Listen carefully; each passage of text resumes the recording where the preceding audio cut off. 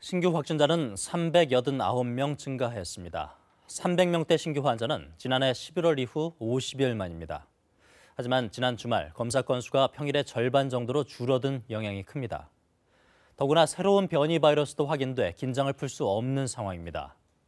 지난 10일 인천공항을 통해 입국한 확진자에게서 브라질 변이 바이러스가 처음으로 확인된 것입니다.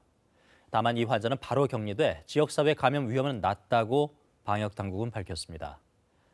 남아공 변이 바이러스 한 건도 추가로 확인됐습니다. 영국과 남아공 변이 바이러스는 전파력이 약 1.5배 강해 지역사회에 전파되지 않도록 조심해야 합니다. 오늘부터는 카페와 실내 체육시설, 노래방 등 일부 다중이용시설의 영업 제한이 완화돼 제한적인 영업이 재개됐습니다.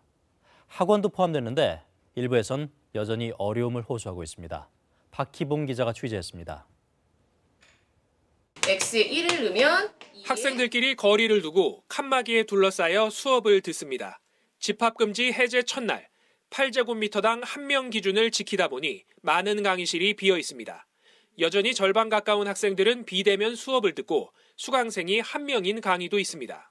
적자를 감수하더라도 한두 명에 대한 수업들을 유지하고 그다음에 이제 신학기 이전에 어느 정도 좀 그 반이 채워질 거를 좀 기대하면서 최대 4명까지 교습이 가능해진 음악학원들은 이미 그만둔 학생들이 많아 당장 수업 재개가 쉽지 않습니다.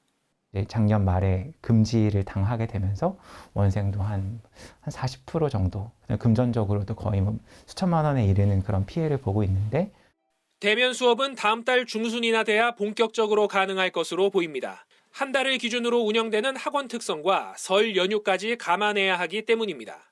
하지만 그 사이 방역 지침이 또 어떻게 바뀔지 학원들은 불안합니다.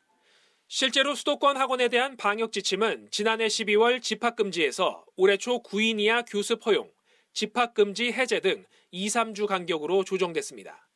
꾸준하고 이렇게 일관성 있게 이렇게 나가야 되는데 조금 하려고 그러면 또 닫아야 되고 조금 회복되려고 그러면 또 닫고 그런 식으로 하다 보니까 학원들은 밤 9시 이후에 운영을 제한한 지침도 풀어달라는 입장입니다. 오히려 밀집도를 높이는 부작용이 있다는 겁니다. 성인학원 같은 경우에는 보통 이제 수업 시간이 6시 반부터 시작을 하거든요. 만약에 9시 제한으로 하면은 운영할 수 있는 시간대가 굉장히 한정적이기 때문에 학원들은 야간 시간대가 주로 활용되는 특성을 감안해 적어도 밤 10시까지는 운영 시간이 연장돼야 한다고 방역 당국에 요청했습니다. KBS 뉴스 박희봉입니다.